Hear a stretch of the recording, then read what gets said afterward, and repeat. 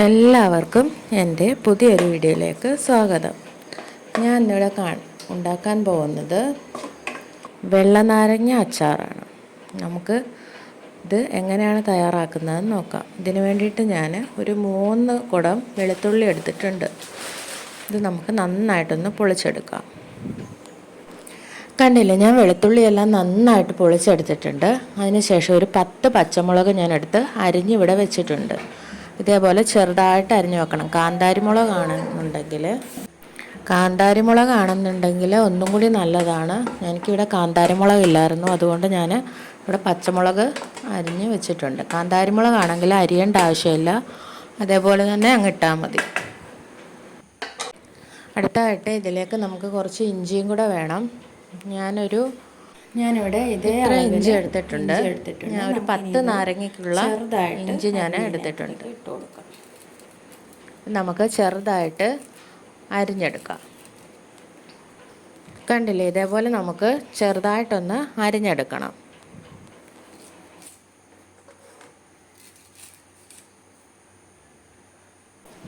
കണ്ടില്ലേ, ഞാനിവിടെ 3 നന്നായിട്ട് അരിഞ്ഞെടുത്തിട്ടുണ്ട്. അതിനുശേഷം നമുക്ക് നാരങ്ങയും ഇതുപോലെ 4ആയിട്ടൊന്ന് മുറിച്ചെടുക്കണം. ഞാൻ ഇവിടെ ഒരു 10-15 നാരങ്ങ എടുത്തിട്ടുണ്ട്.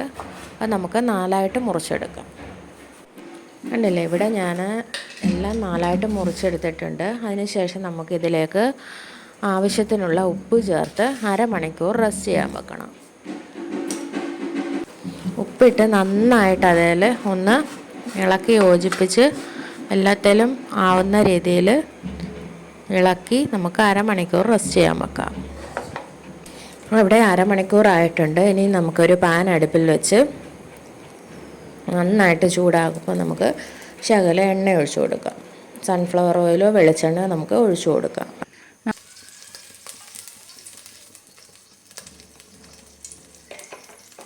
നന്നായിട്ടൊന്ന് ചൂടായി വന്നിട്ടുണ്ട്. നമുക്കിനി ഇതിനകത്തിലേക്ക് കടുക് ഇട്ട് കൊടുക്കാം.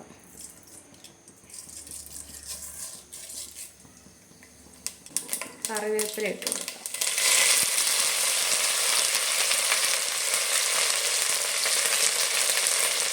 പൊളിച്ച് വെച്ചിരിക്കുന്ന നമ്മുടെ വെളുത്തുള്ളി ഇട്ട് കൊടുക്കാം.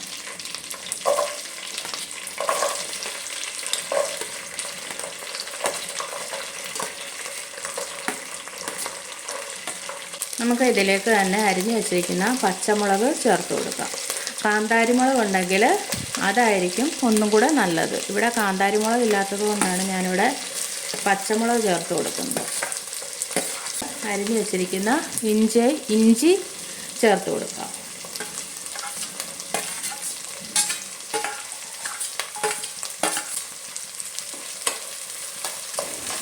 അതിനുശേഷം ഇതെല്ലാം ഒന്ന് മൂത്ത് വെളുത്തുള്ളി ഒന്ന് ബ്രൗൺ നിറമാകാൻ തുടങ്ങുമ്പോൾ വരെ നമുക്ക് വഴറ്റി കൊടുക്കാം.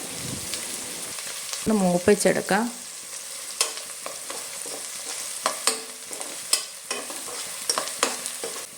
കണ്ടില്ലേ, ഇത് അത്യാവശ്യം നന്നായിട്ട് മൂത്ത് വന്നിട്ടുണ്ട്. അതിനുശേഷം നമുക്കിതിലേക്ക് 1/2 ടീസ്പൂൺ മഞ്ഞൾപ്പൊടി ചേർത്ത് കൊടുക്കാം. അതിനുശേഷം ഒരു 1/4 ടീസ്പൂൺ ഉലുവാപ്പൊടി ചേർത്ത് കൊടുക്കാം. ഇളക്കി നന്നായിട്ടൊന്ന് ഇളക്കി യോജിപ്പിക്കാം.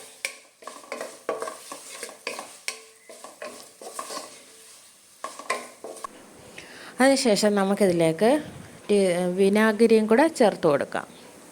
1 ടീസ്പൂൺ.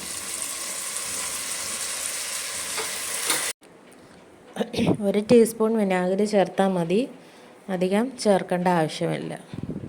അതിനുശേഷം നമുക്ക് അരിഞ്ഞു വെച്ചിരിക്കുന്ന നാരങ്ങയും കൂടെ ചേർത്ത് കൊടുക്കാം.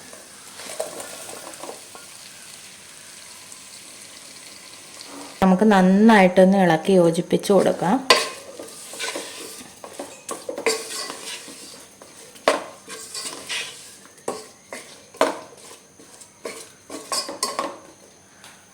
ലോ ഫ്ലെയിമിലിട്ട് ഒരു 10-15 മിനിറ്റ് ഒന്ന് അടച്ച് വെച്ച് വേവിക്കാം. ലോ ഫ്ലെയിമിലിട്ടിട്ട് വേണം നമ്മൾ വേവിച്ചെടുക്കാൻ. നമ്മൾ ചുമന്ന അച്ചാറിടുകയാണെന്നുണ്ടെങ്കിൽ നമ്മൾ ആവിയിൽ ഇതൊന്ന് പുഴുങ്ങിയതിന് ശേഷം മാത്രം നമ്മൾ മുറിച്ച് അച്ചാറിടും. വെള്ള നാരങ്ങ ആവുമ്പോൾ നമുക്ക് ഇതേപോലെ വേവിച്ചെടുക്കാം. കണ്ടില്ലേ, ഇവിടെ നന്നായിട്ട് വെന്തിട്ടുണ്ട്. അതിനുശേഷം നമുക്ക് തുറന്നു വെച്ച് ഹൈ ഫ്ലെയിമിലിട്ട് ഒരു 5 മിനിറ്റ് നേരം വേവിച്ചെടുക്കാം.